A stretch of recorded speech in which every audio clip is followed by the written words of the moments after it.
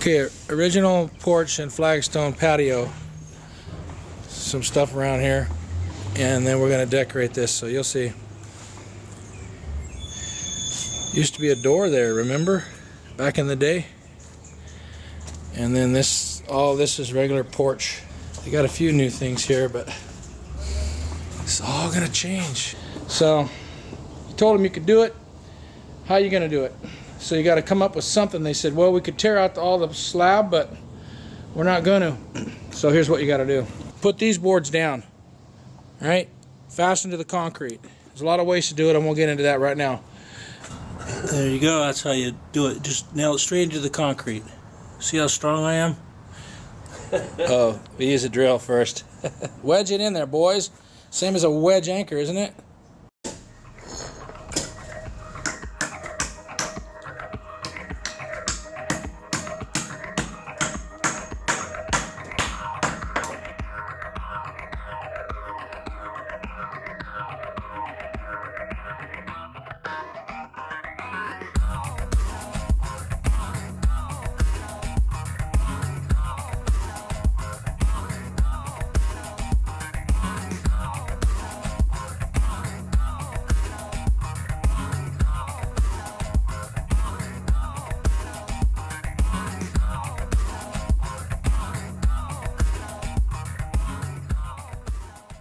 Then you take your floor joist system and you attach it to the side. See? Voila. Screws everywhere. Deck screws, big ones. Alright? Of course, the reason for this raising it up is so that we can get a more flush transition in the door here. Slider and in the door. So when Grandma comes over, it's much easier for her. We don't want her falling. No falling at the house. So of course the deck then has to go out a quarter mile out that way. So now we got this flagstone down on the ground. We said, well, tear it out. No, it's actually got 3 inches of concrete under it. So we had the gardener get all his friends and they broke it off where it's not going to matter. You can't see a thing in this video. But anyway, we're going to build right on top of it.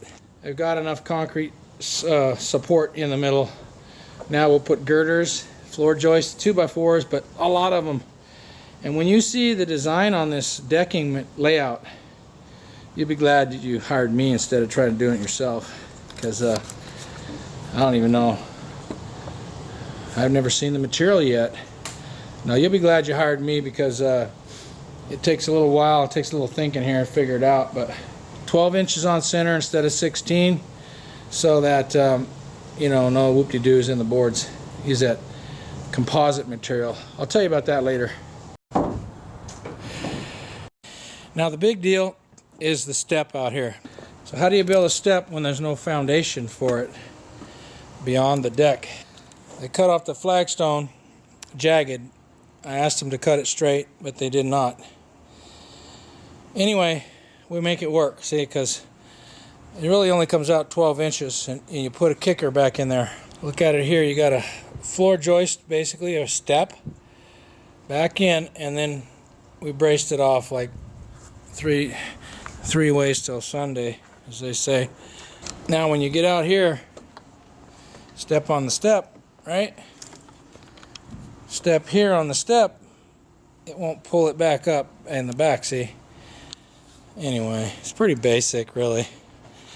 But you just have to, like I say, get out the old elbow grease and apply yourself. And when you get over 50, maybe you shouldn't be doing this every day. So much backing has to go in. Support that step, support the edges. You can see this, the diagonal backing out there. That's gonna be the pattern of the deck material. 30-degree angle if anybody wants to know. And of course, when you're in the middle of the project and the customer still lives in the house, you got to protect them. They're coming out. You don't want them stepping on this, you know, like this. Just because you can do it, you're an old pro. They can't do it. They don't want to fall. So there it is. So for now, they can come out the door and walk on plywood.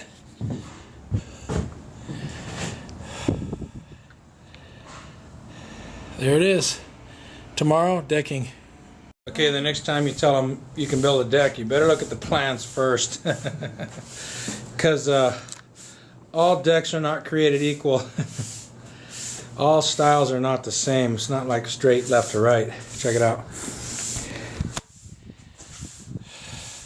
So you come in this deck here. Looks easy enough. You got to put a border, skirt and everything, keep the raccoons from getting under your house. And then all of a sudden, the designer comes up with an angle. And oh yeah, before you start the deck, we're going to put a wall in a way. So a lot of things make it challenging, so you can make cuts like that. And your measurements are hard to do because you have to leave gaps everywhere. I don't know if you can even tell. Look at that. See the gaps required. So you measure it and then you cut it shorter than your measurement. But the hardest part on this is the angle. You get that angle going, we've established it, and you'll see on the next video, trucking all the way through there, diagonal at 30 degrees or so to speak. Right around 30 degrees. Look what it does to your saw. It looks like a wasp nest, honey hive or something. Look at that. It's fun stuff. Don't get to work with wood anymore. Got to use this stinking plastic. Bamboo and plastic. Who invented this stuff? Lasts forever though. Okay, so this deck's taking shape. I showed you the diagonal here. Looking really beautiful. But it takes a while to get them all right because you got to tuck it in real nice right there. And then this is going to change directions over here. The trick is this cut. Try to get it perfect. You know, when you're down here cutting it, your eyeball's on it and you see little wiggles, but when you stand up you don't see them. So you work really hard to get it as perfect as you can, and then hopefully that's good enough. These have these clips here, so you got to do them all exactly right because there's no going back. You can't get back in there. Okay, when you're making these cuts, you think, well, this is the best saw to make a clean cut, and it is. You know, got this big blade on here. You can set it whatever you want. So the plan's called for a 30-degree cut, but we have a clicker on here. It's set it, if you can see it or not, 31.5. So we took liberties to move it over, because then we got to set it on the saw. Click that way. Click that way. Okay. That's to get consistent cuts. Okay, now, but then you get in the field, you go, how am I going to do this? It's not that easy. We're going to actually cut it with a skill saw. See, this cut out here, it wasn't magic, you know, it was just expert craftsmanship, I tell you. So we're going to do this again here, and yours truly has to cut that red line. Hopefully we put it in the right spot. Because if we didn't, we're going to shorten the deck. That'll be our rip fence there. You'll stand on it. Almost there.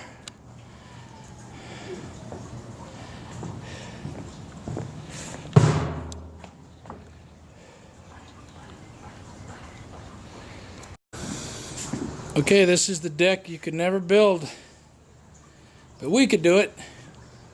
Look at that. Fancy lines in there. Redirect.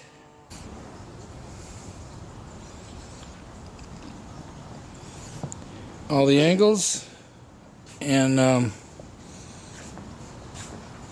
different design.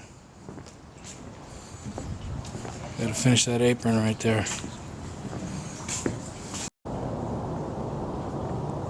There it is, all the way across. New step.